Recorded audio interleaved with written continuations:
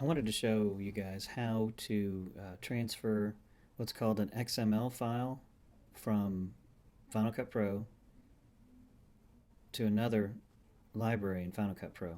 And what it does is it takes all the changes you made, like all these things here, everything you see here in the announcements, to a second library that has all the files in it, but none of the changes. So what's required here is that you make sure that all of these files, every one of them that we have in here, are copied to a set of files or a library on a computer in the Text and TV office. So when you take the announcements with you to edit, let's say Callie takes them home.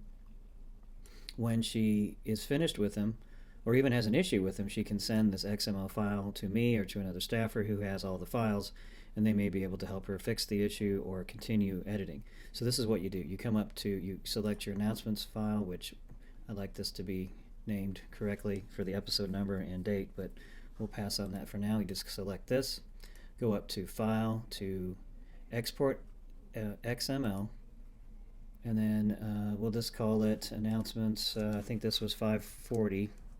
Not sure, maybe it's 541. And I believe you just leave this the same. There's a lot of different settings here. I'm not really sure what they're all for, but basic appears to work most of the time, or all the time. Hit save. So it's going to put it in the movies folder. Save. And it's going to just simply take all the changes that you've made to these files in Final Cut Pro. Alright, so what I'm going to do now is I'm going to go ahead and close this library, and I'm going to open the one that I have that's the same copy of it. And I just called it Text and TV Test. As you see, there's no project, it's just the files themselves. So what I'm going to do then is I'm going to go ahead and import the XML file, which you can do here, or you can just simply double click it in the Finder. But let's say we're going to go through it this way, XML, and look in the movies folder, which there it is. It says FCP XML. You just hit import, and it's going to ask, usually it asks you which library you want to attach it to, but you don't, since I'm only have this one open, it's only going to show this one. So there's the announcements project, and you just double click it and it takes a minute, but bam, you got everything right here. And as long as you have all the original files like this, it will show up in there. And actually I think what it did is it copied it into a different folder because it doesn't show up in here. But when you click on test, it shows all of them. So there's the file. And as you can see, it has put everything together just as it should be.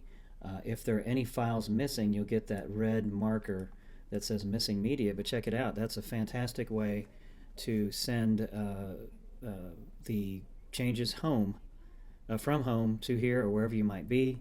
As long as we have the original media here, we're in great shape.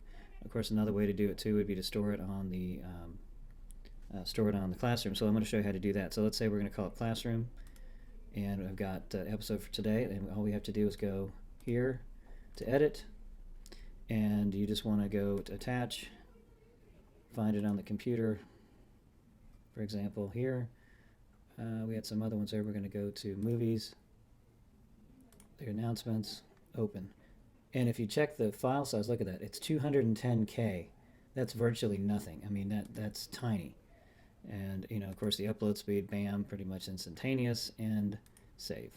So that's it. And then I have to just download that. If you have the original files, you've got everything.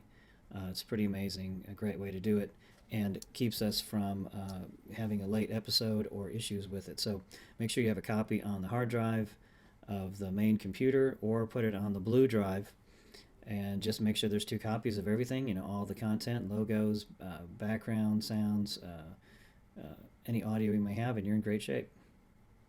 Thank you.